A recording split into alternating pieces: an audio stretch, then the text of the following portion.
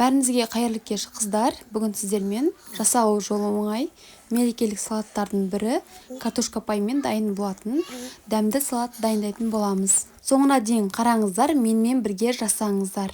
Ең алдымен бізге 3 дана картоп қажет болады. Оны біз карри салатына арналған ұзынша үккішпенен өткізіп аламыз.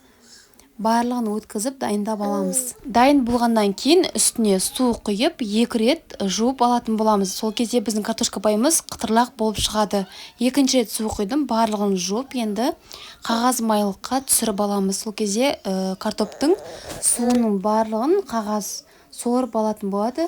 Біздің картошкамыз піскен кезде қытырлақ болып шығатын болады. Дайын болғаннан кейін қызып тұрған майға 3 бөлікке бөліп, аз-аздан салып отырып, осылай қуырып алатын боламыз.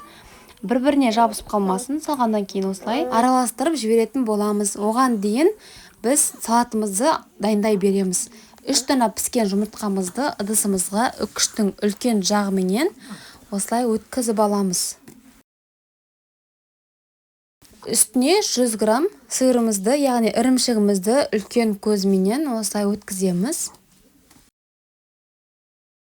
1 дана қияр қажет болады бізге. Осылай көрсетілгенде бірінші турап алып, жіңішке етіп турап шығатын боламыз. Турап дайындап болғанша біздің картошка пайымызды пісіп қалды. Енді түсіріп аламыз. Қағаз майлық болса, қағаз майлықтың үстіне түсіріп алсаңыздар, майын сорып алатын болады. Енді міне біздің жаңа дайындап қойған құрамдарымыздың үстіне қиярымызды саламыз. Енді көк жуамызды осылай ұсақтап турап аламыз.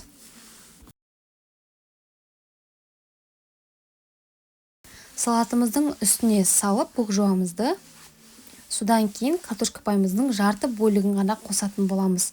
Жартысын алып қоямыз, қазір бізге бетіне себуге қажет болады. Дәміне қарай бұршымызды салып және тұзымызды салып, 3 ас қасық майонезімізді саламыз.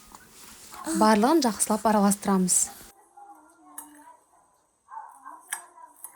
Дәл осы жасап жатқан салат сізге ұнаған болса, менің каналыма тіркелуді ұмытпаңыздар. Дәл осы видеоның астында басқа да тағам түрлерімен және тәтті түрлерінен, пирог түрлерінің рецепттерін көре аласыздар.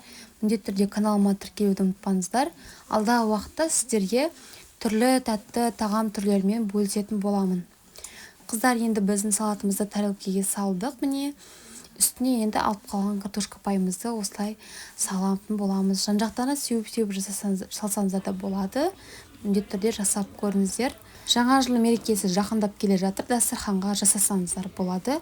Әрі дастарханды ашып тұратын салаттардың бірі.